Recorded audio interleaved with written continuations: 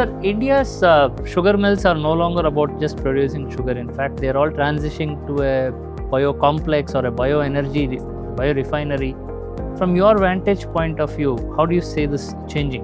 Everything was started from only sugar centered. So the factories are now focusing on energy as a main product. So ethanol is becoming very important material, and it will become even more important in future. So where are some of the technologies that you operate or some of your patents apply in transforming a sugar mill? Let us sell sugar as a sugar, because sugar is one of the key value creator for the sugarcane value chain. Sugar miller has to have a better CCUS starting today. What should they do? They have to actually spend funds in our farming, make the drip irrigation absolute must, make the nutrient recycling. So how can India match in terms of global benchmarks for whether it is recovery, energy efficiency or water usage? One places we are doing extremely well, but another places we are doing very badly also. Such as like? So we have to actually focus on agriculture. Industry has made a mistake in last 10 years. They have made huge investment only in the factories, Right. but they have not invested in the farming. So farming has to be strengthened. Sir, you deal with many mills. So is there something they are doing incorrectly in terms of investing today? It's a good question. I really want to point out this. Yeah. Take revenue per ton of cane Right. as your benchmark. The new sugar factories have to look at converting the value of the sugar and biomass into valuable products. Welcome everybody to ChiniMandi Podcast. I'm your host Sriraman.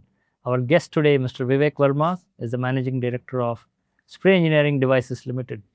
3 generation in sugar technology, and several patents, worked over 50 countries. So that's spray engineering. But what Mr. Verma drives is a transformation of a sugar mill from just producing sugar into an energy complex. And he balances the rigor between academic, scientific knowledge and expertise and business and revenue. So let's hear him today.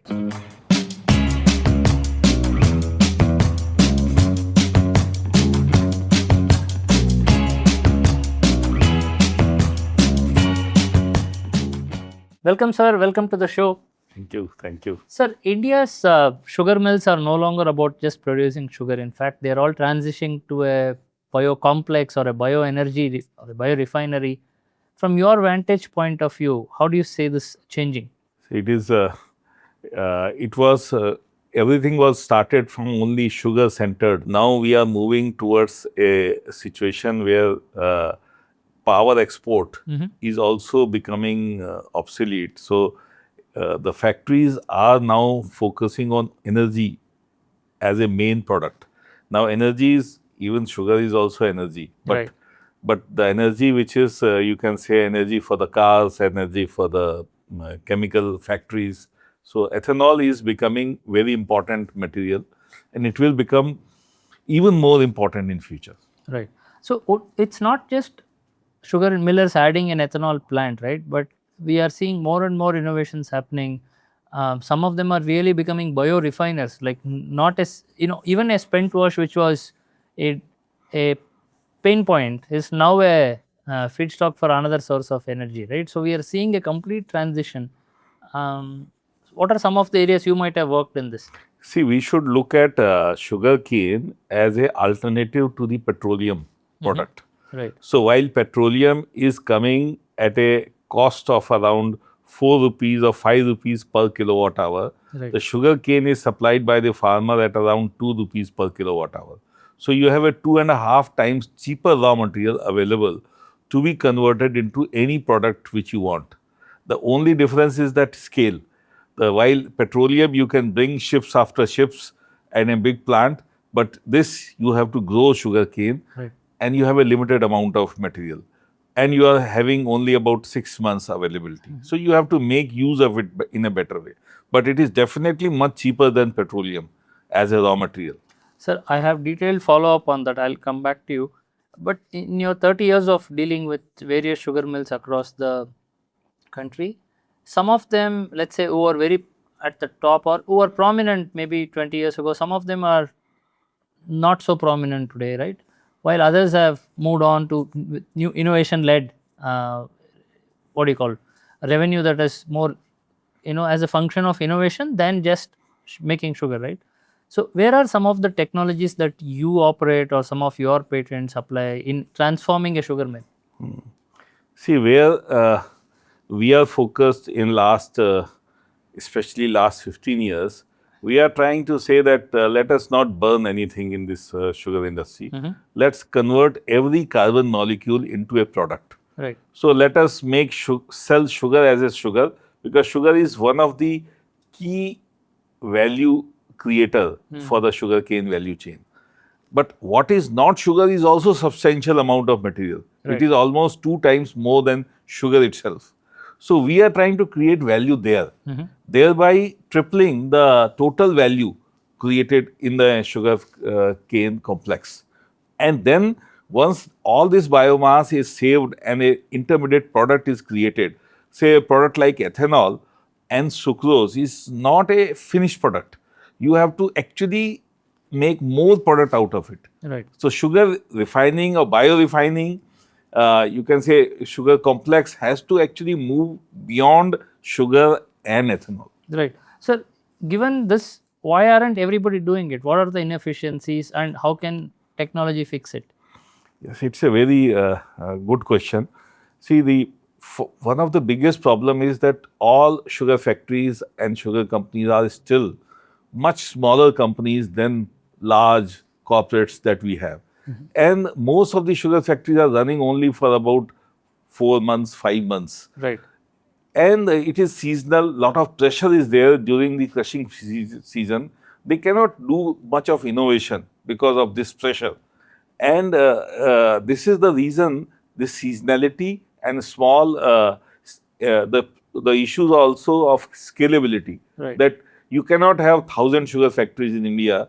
You have 1,000, but they are owned by 1,000 different companies. Right. So lack of collaboration, lack of focus and development is happening in this industry. So there is nothing that tech can do. It's more about people and processes. That's what your Tech can do. Yeah. Technology is available. But it's the people and process that has to move. I can easily see that a ton of sugar cane, Right. you can actually see 20,000 rupees per ton of cane value, where currently we are at 5,000 rupees. So we can actually make 4 times more value out of the same sugar cane value chain. But that needs investment, that needs realignment, and it is very difficult So to that's realign. a very tricky statement to say in this podcast, because most of our audience will simply calculate the recovery rate of average 10 to 12% for sugarcane and render your maths moot. So please further elucidate on how you arrived at 5x the or 4x the price Yes, of. Yeah. I will give you one example. So sugar is always there. So I will exclude sugar in our discussion. Sure. Okay. Now look at pulp, for example. Okay. Now a ton of sugar cane has about 70 kilograms of pulp, Okay. which is good quality pulp. At least at 60 rupees per kg, it can sell. Okay. It adds another about 4,000 rupees per ton of cane without any problem. Right. You are still left with a lot of biomass, which can deliver you the additional biomass, which is about still 100 kgs of biomass, which is neither sugar nor pulp. So this pulp is apart from the bagasse? Yes, no, it is bulk. It is part of the It's currently bagasse. in the bagasse, but it is burnt as in the cogeneration plant. Yeah. Right. Yes. So there is more value in the pulp itself, which can pay for the farmers. So, okay, after pulp, what is left as that can go to the cogeneration? Yes. No. Cogeneration is already gone. That is something sugar industry is not understanding. The boilers, turbines, this is gone. Very difficult to make money out of it. Right. So I am saying that burning will destroy everything. So making power, you just buy power. Rather, sugar industry has to buy power as much as they can. Then they will make money. Why do you say that, sir? Because see, who will generate power? Farmers will generate power. Right. The power is actually much cheaper when you buy. Then rupees, producing 5 it rupees. and the capex that you invested and so on. Yeah, you see, when you burn sugar cane bagasse in the boiler, you generate power with only about 20 or 30% efficiency. Oh, okay. So power generation efficiency is so bad that cost of power is 5 rupees, 6 rupees, 7 rupees, just fuel cost. Right. I'm also aware that some of the mills that wants to sell the power back to the grid, that agreement and all that is always an hassle, right? So even if it is 10 rupees per kilowatt, it is a loss-making proposition for the sugar industry. Right. Yeah, I'm aware that you also do boilerless plants. So It is needed. yeah, so the boilerless plants made for saving on, let's say the, power generation being expensive, right? Cogeneration being more expensive than buying power, or was it done to extract more value from the sugarcane, such as we extract the pulp instead of burning it as bagasse? What were some of the reasons? See why I don't want to burn biomass in the sugar factory is that today we are all talking about sustainable aviation fuel. Right. What is sustainable aviation fuel? 85% of the SAF is carbon, and that has to be green certified carbon. Right. Now, from where this carbon will come? It will come from the sugarcane biomass only. So, 15%, the hydrogen portion of this, majority is already available in the bagasse. Right. Some portion you have to bring from green hydrogen. That means that you have to get cheap power and you generate green hydrogen and combine this green hydrogen, lock it with carbon, and it becomes aviation turbine fuel. Right, but green hydrogen is already, it's not, I mean, the gray hydrogen being $1, green is somewhere hovering around $4 to $7, right? So it adds a dependency now. To make SAF, I need a cheaper green hydrogen. Hydrogen is not cheaper right now because there isn't efficiency there. It will become. Yeah. See, you have seen. Is it a chicken or egg, sir? No, it is not chicken and egg. It is something like in early 90s, mobile phone arrived. Right. It was elitist instrument. Of course. Today it is the poor man's. Even a homeless person has one. Yes. Right? Yeah. So this is green hydrogen in a country like India is like our lifeline. India's future energy is not petroleum. It is not coal. It is green hydrogen. Because India has 365 days of sunshine. Sunlight, yes. And we have plenty of land available. Sun, soil, farmer. Yes. Yes. And our farmers will produce. Yeah. Future's green hydrogen will come from the farms. It is not rooftop. It is farm top which is going to rule the world. Right. In India at least. Sir, on this, if I were to ask a question that kind of summarizes what we are talking. Let's say I'm a miller today, sugar miller. I have 100 rupees to invest. How should I break this up, this investment? Save steam. Okay. Save steam. Save biomass. You cannot do this overnight. Right. Every year you have to move away from burning biomass. Biomass, even if you save it, you can sell it. Right. And you become ready for future biomass to ethanol, ethanol to chemicals. Right. So ethanol and biomass, they are like a intermediate product. They are not the final themselves. They are a means to an end. Yeah. Yes. So it is. I believe that ethanol economy or carbon economy around agriculture will grow maybe 100 times than what it is today. Right. Sir, I understand you work more than 40 countries or so. Yeah. So how can India match in terms of global benchmarks for whether it is recovery, energy efficiency, or water usage? What are some of the benchmarks that world has set and we are catching up? And how can we get there? See, actually, if you see energy efficiency, even in the farming, we are doing some wonderful job. But it is like a paradox. One places we are doing extremely well, but another places we are doing very badly also. Such as like? So you can see there are farmers who are actually reporting crop yield as much as 250 tons per hectare. Right. And there are areas where the yield is only 50 tons per hectare. So we have to look at why some of the best farmers, why they are achieving this, is use of drip irrigation, use of very good soil conditioners, use of the carbon and right nutrients. So we have to actually focus on agriculture. Industry has made a mistake in last 10 years. They have made huge investment only in the factories, Right. but they have not invested in the farming.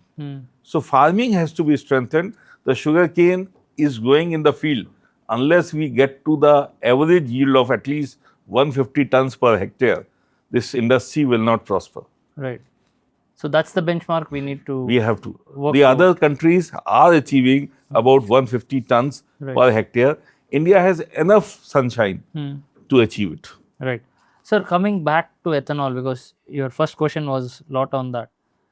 You also spoke that ethanol is not the end product itself. Yes. It should be seen as a means to an end. Yes. So we got E20 and we have seen some success. But what are the, and sugar has been at it, then grains came, all this has happened, right? Unless, let's say, even when the needle moves now from 20 to maybe E20 to E25 or 30, how should millers be ready for it to embrace the. So this will happen. Right. Look at the situation. I'll clarify, sorry. What I mean by that is currently we are in excess capacity, right? We have twice as much capacity as the requirement. That is not where I'm getting it. I'm saying because you said don't see ethanol as the end product itself, and given we might definitely move from 20 to E20 to 30 or so on and so forth, that is just one way in which ethanol is used. So I'm saying how can millers be ready for what is the true possibility an ethanol can do? That's where. See, in my opinion, Yeah. India should not lose the opportunity of becoming #1 exporter of the sugar also. We should consistently export refined sugar because most of the consumers are around us. Right. So sugar is actually per kilowatt hour, sugar is actually even equally valuable as ethanol. But we should see a much bigger opportunity of 2G ethanol. Right. Where the expansion is going to be enormous. Means I can see 10 times or even 100 times expansion. Sir, I'll of be a this little area. cynical here if you allow me. We have two or three 2G plants in the country with massive capex, not even functioning at half. What brings your optimism? Initially, I was also optimistic, but given where it is, makes me a little cynical. This is something Yeah. where I tell that why many of the Indian technical people, they leave India, or at least they don't work for the Indian companies. See, we are not believing in science and technology. You have to take some examples. Sir, I believe I've seen it, and I will give you two examples. Sure. South Africa, since more than 75 years, Okay. is making from coal, aviation turbine fuel, petrol, diesel. Do you know that? Sasol, the one of the biggest plant, coal to liquid fuels. Right. 75-year-old plant. Since more than 25 years, Qatar, which does not have oil, they have gas. They have used that technology to convert gaseous fuels into liquid fuels. Okay. And Qatar is also using the same technology to convert, to make petrol, diesel, but this is coming from gas. Now, India doesn't have coal or has limited amount of coal, but we have plenty of biomass. Right. Now, we have to convert that biomass into syngas and syngas to anything using the same technology which is in use since 75 years in South Africa or Qatar. Right. So, live examples are in front of us. The question is that we are not debating, we are not discussing. We are just using only ethanol as one of the options. Fair enough. So when you say, I mean, my question was specific to the 2G ethanol, not. I'm a science guy, sir. I love science and believe in science. So ultimately, 2G is also going to make petrol and diesel, and it's ethylene. Ethanol will become ethylene. Ethylene will make every type of polymers. Right. You are still at a raw material level only. So only it is ethanol is being made because it is made with microbiology, and which is easier to adopt because you are in the lignocellulistic. And there are several pathways. When we say that one pathway has failed, there are 10 more pathways available. Right. So we must follow all 10 pathways. Maybe one of them is best for India. So SEDL as a company is following the LenzaTech pathway, Right. which is very different from the pathway that has been followed world over. So we believe that let us not differentiate between garbage or gobar or bagasse or trash or anything. Just convert this, just dry it and convert that into syngas. Syngas is nothing but carbon monoxide and hydrogen, and then you are at the same level as Qatar or South Africa. From there, you can use catalyst or you can use microbes to make ethanol or aviation fuels. And the chemistry is very simple, straightforward for that. The thing is that these technologies takes time and money to build. And the main thing is that biomass should be available. Which we do, plenty of. But we are trying to actually eliminate the burning completely, because even today, the sugar industries are in fix. They are not getting good value of the bagasse right now. So they are suffering. Co-generation is gone and they are suffering now. Sir, tell me some of the countries that is doing right in these things. See, actually, very few countries are doing it. We are lucky in some ways that India has value not only for food, because 90% of our sugar is consumed in India. And when we produce these chemicals and carbon-based molecules, that also will be consumed within India. So we are very lucky that our sugar industries, both the raw materials, means the entire sugar cane, both the finished products, which is sucrose-based product and non-sucrose-based product, will be sold in India itself. It adds to our self-sufficiency, our Atmanirbhar creed stands. So, and we have the green hydrogen. As green hydrogen will be produced, the sugar industry will be the biggest consumer of the green hydrogen. Because to make any molecule, sugar industry has a lot of carbon, but it is deficient in the hydrogen. So it will consume a lot of green hydrogen. And thereby I am saying that farmers of the future will be not only producing sugar cane, but they will be also producing a lot of green power. And that green power sugar industry will convert into. We already call them Annadatta and Urjadatta, but we'll have to call them green Urjadatta. Yes. Sir, what are some of the things? Okay, we have been talking about global benchmarks. What are some of the things we are doing well, the world can learn? Actually, we are doing exceedingly well. In terms of the energy efficiency, the Indian sugar industry is one of the best. Even though we are running only for 4 months, we are still, at least we are not making losses even today. I would take it with a pinch of salt, because about half the mills are always in a questionable scenario. But we are not, the Brazilian factories are also not making money. So they have the disadvantage that they have to export 90% of their sugar out of their country at a deep discount. Okay, debatable, but because I'll go with it. India is importing Brazilian sugar even today for exporting white sugar. Not always, sir. I mean, see, we have our own cycle of, but our port-based refineries, they are not running on the domestic raw sugar. They are running the imported raw sugar. And they refine it and they... I would like that they should run only on domestic raw sugar. So we should produce cheapest sugar in the world. We should produce cheapest ethanol in the world. Even if we don't export, at least for our domestic market, we will be actually big strength. Sir, there is a point about ethanol and why we are not cheaper. In fact, this comes up many times. For example, when people ask, how do we have so much excess capacity? Why are we not producing enough ethanol? Why can't we export ethanol? All these questions keep coming.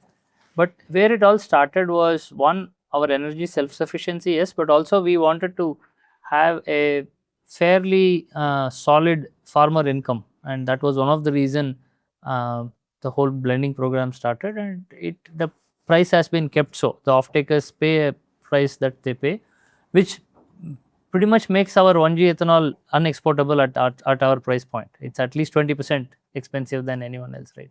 So your dream and your vision, I share the spirit, but that might lead to a different set of problem is what I'm saying.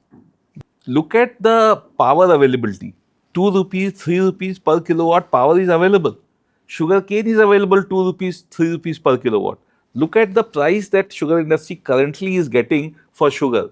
Around about 9 rupees per kilowatt for sugar. 12 rupees per kilowatt or 10 rupees per kilowatt for ethanol. Raw material 2 rupees. Finished product 12 rupees, 10 rupees. It is still making loss. Right. Because the efficiency is very low. The problem is not farmers. Right. Problem is processing. Understood. Right. It is, I am saying we are responsible for it. We have to change this situation. We have to improve our carbon efficiencies. Right. We should stop losing carbon. We should start using cheap hydrogen, which is going to get available in near future, and make our products, which we are importing, carbon if in the sugar industry. Sugar miller has to have a better CCUS starting today, what should they do? They have to actually spend funds in our farming, Okay. make the drip irrigation absolute must, make the nutrient recycling. Right. The sugar cane brings the nutrient to the factory, and factory don't use any nutrient. All this nutrient, if it is delivered back to the farm, then farm doesn't need nutrient. Right. So nutrient is taken care of, and a right water at the right time is taken care of. The crop productivity, quality will be doubled. Right. The cane availability will be doubled. And then you spend time inside the factory, don't burn biomass. Right. Convert that biomass into ethanol and pulp and sugar. Sugar is for export or domestic consumption. It is already a very highly valuable thing. Right. It is twice as valuable as fuel. So we'll put it this way: sugar is for human energy needs, and export. The rest is for the machine's energy needs. Yes. Right. Yes. Let's put it that way. Right. And then you have excess carbon in rest of the biomass. Right. Then you give farmers an option to generate some solar power also. A farmer can earn in 1 hectare, if he plants the solar, he gets money equal to 4 hectares of sugarcane. Right. Sir, what you're saying is a sugar company will be a energy company pretty much, which is one, has anyone done it? Is there a textbook case study you have? If you don't want to name them, that's okay. Why aren't everybody doing it? Is it a policy issue? Is it a capital issue? Is it technology issue? See, it is like this. Right. It is, everybody is stuck. Nobody has cash flows. Sugar companies are not research companies. They are commercial companies. Sir, there are EPC players. I mean, they can, how did they all install a ethanol plant now? So all EPC players, they are not research house. They are EPC players. Right. So the innovation happens with the individuals and individual companies, and investment happens by the sugar companies. They are not making big investment. They are making small investment just for survival. Even the, maybe government can say, let us have a competition. Let us build without fear about failure. Let us build modern factories, modern examples. Then something can happen. It happened in Germany, for example. Germany, at the time of unification, had a very typical situation. Right. East Germany was having 25 sugar factories. West Germany was having 10 to 12 sugar factories. West Germany factories were highly efficient, good. And East Germany factories were small factories, highly inefficient.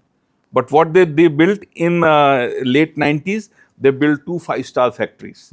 The money, it was not built by the government, it was a competition. Okay. 2 sugar companies, they built two different factories, they competed for the performance. And they set a benchmark, 50% or 40% energy as compared to the best factory in the West Germany. So East Germany built, and I saw those 2 factories, they were 2 times or 2.5 times more efficient than the West German factories. And suddenly all the small factories of East Germany vanished. Right. And today, the West German factories, the old factories, have also become as efficient as the East German factories. So what was the magic formula there? The magic formula was the government initiated the competition. Right. And they gave grant based on, not on the lowest cost of the machinery. Not L1, L2. No L1. Yeah. Who will perform more, Right. will get the factory grants. Nice. So 50%, 40% money came from the government And today Germany is one of the most efficient producer of the sugar in the world. Right. Just because they adopt the I technology mean, they are without engineeringly fear. always advanced, so no wonder that they can also pull this off. But it was all private sector supported by the government. Right. Sir, in terms of you deal with many mills, so is there something they are doing incorrectly in terms of investing today? Yes. Like I know they are investing a lot. Are they investing it in a? I really, it's a good question. I really want to point out this. Yeah. Everyone was expanding. Right. And I have seen factories which were originally a 2,500 ton factory, they crushed the same amount of cane. Right. And today they are 12,000 ton crushing capacity. They are still crushing the same cane. They were earlier running for about 250 days. Now they are running for 80 days. So the TCD makes no difference, right? So actually they have to get rid of crushing. Crushing is one of the lowest value thing in this value chain. It's not a pride statement to be made, right? Crushing, don't look at crushing. Take revenue per ton of cane Right. as your benchmark. That how much you make I revenue can per say ton of cane. that I have 100% attendance in my class, so I'm the best student, right? Yes. So is that the actual measure of my performance? See, It's almost like that, right? yes. I could be getting 35 marks in the actual exam, but I have 100% attendance. The attendance is at least you Yeah, it's have. almost like that. The TCD has become like that, right? TCD is like you are trying to snatch the cane from somebody, Yeah. but you are unable to do because other is also equally smart. Right. Everybody is expanding and nobody is actually looking at the farming, whether the practices are right. Nobody is adding value. They are all at 5,000 to 6,000 rupees per ton of cane, Right. while they can easily be, as I said, 20,000 rupees per ton of cane. But no one is Sir, spending you money go on to this. most mills, sugar mills, about us section or website section, you are likely to see the first line being, "We are so and so. This is our TCD." That has become a statement or a thing of identity for pretty much. You know what I'm saying? Which is unfortunate. Yeah. Actually, So what should it be? How do we rename it? see, actually, in my opinion, we have to look at farming and crushing as same entity. So main thing is sugarcane farming. That is most valuable thing. Right. And crushing sugar cane and separating juice, it is very simple job. Real job is from this biomass you make aviation fuel. That is your job. The new sugar factories have to look at converting the value of the sugar and biomass into valuable product. Okay. What That you're is saying your is main job. stop calling yourself a sugar company, calling an energy company. That's it. That's mindset change will answer most of the questions. Sugarcane processing, I call in the agriculture engineering post-harvest processing. Post-harvest is also not the finished product. It is an intermediate product. When you send something out of your farm, you do post-harvest processing. Right. The current sugar industry is only post-harvest processing. Real processing will start from then, from sucrose to confectionery, or sucrose to maybe lactic acid, citric acid, or from biomass to aviation fuel. That is the real value. If sugar industry does not shift to that, then it will be destroyed. It will be like a post-harvest. It is arbitrage. Little bit of cane collection, you will get little bit. It is today farmers are giving cane, and actually value addition by cutting and harvesting is equivalent to the processing. There are several factors, sir. I mean, if I say it out in a a recorded video like this, it could be leading me to trouble. But there are a lot of interest. See, the cooperative mill's interest is it exists to buy the cane. The mill was created to buy the cane. So as long as they keep buying it, they think they are doing their job. So this happens. We are asking for very tall, higher order ask from them, right? So see what is happening. Yeah. We are forgetting that agriculture in India. Now let us just look at whole agriculture. Let us not just see only sugar industry. See, India's agriculture contribution to the GDP is about 15%. We can, if the non-food biomass of the entire agriculture, if we start using it, we can add another 15% value in the raw material stage itself. Right. And then if we start processing it, then we have a new bio-based industry, which is actually dependent on not on crude oil or gas. For example, urea is coming from LNG or compressed gas, but urea can come from parali also. Right. Same thing. So we have to look at that the sugar industry can actually become 5 times, 10 times bigger. The So moment everybody is sitting on a massive opportunity. Yes. Massive. Massive. Yeah. So you are just creating value out of the total biomass of only 25%. Right. 75% biomass you are trying to burn or rot, Right. and then you are not creating any value, and the cheap green hydrogen and cheap solar power which your farmer can produce, you are not giving them this opportunity. Right. So we are at a third of the efficiency. And we are in a wonderful place. Why India is 25% of the world population? Right. It's such a wonderful place. Sun, soil, we got good weather, good water. So let us use it. Yeah. Let us not compare Brazil or China or Europe or America. We are at a unique place. So make use of this and make this whole value chain highly productive and most, you can say, globally competitive. Let us not take pride. If you want to build a big business and great business, we have to be globally competitive. Fair enough. Yes, that is on the merit. I mean, you need that to be there. Yeah. Let us not talk about this price or that price. Right. Let us talk about profitability and happiness in our entire value chain, where everyone is contributing to the best of the ability and we reach the global benchmarks. Right. Sir, thank you so much. I have a few questions about the company, Spray Engineering Devices Limited. So, you operate, you do several things, several patents, several countries. But for the uninitiated, if they are hearing for the first time and you are to allowed only a line, will you call yourself an EPC company, a tech company, or somebody else? We are a technology company. Okay. We are agri-tech, you can say, or energy tech. Agri-tech. Agri-tech company. Okay. Sir, in a competitive landscape, like the previous question just ended on that note. You should be competitive globally. What is your magic that took you to more than 40-50 countries in a span of 30 years? It was always my work on the energy front, which took me everywhere. Right. And there are countries which are even more aggressive than India, and which will keep us busy in next several decades. Right. So, because when we say India and tech, we are usually seeing the likes of a TCS or an Infosys. That's what Indian tech industry looks like. How did you break the barrier in agri-tech, biotech, energy tech, and all of it?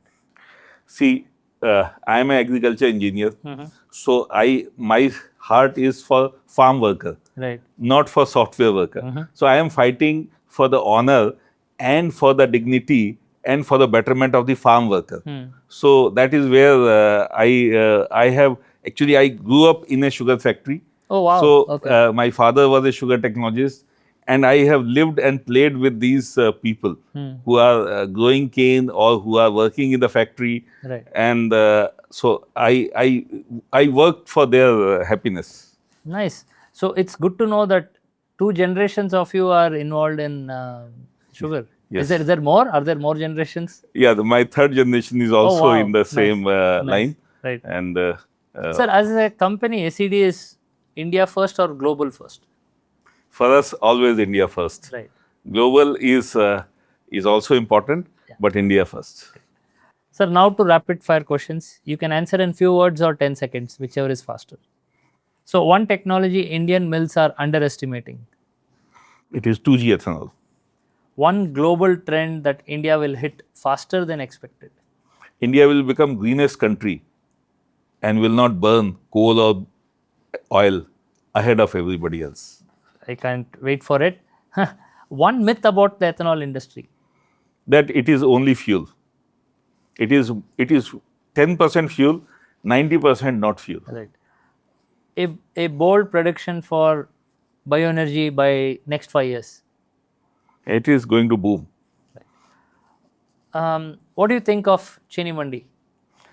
It's a great, first of all, it is a Indian name. Yes. So I like, I'm a very big supporter of the Indian languages. Right. And it's Indian name and Indian slogan. It's a very good media platform. I really love it. Thank you, sir. And if a new person is investing, let's say somebody new is investing in the sugar business today, where should they invest? They should invest in farming and farming with a good collaboration with the factory. Right. So farming is no longer growing cane, but it is also farm top power and recycling the nutrients. Sugarcane, the sugar factory can deliver 100% nutrients back to the farm. So actually, sugarcane farming is the biggest value addition in its value chain. Thank you, sir. Thank you so much. I thoroughly enjoyed our conversation. We'll probably host you again in one more episode. Thank you. Thank you so much. Thank you. Thank you.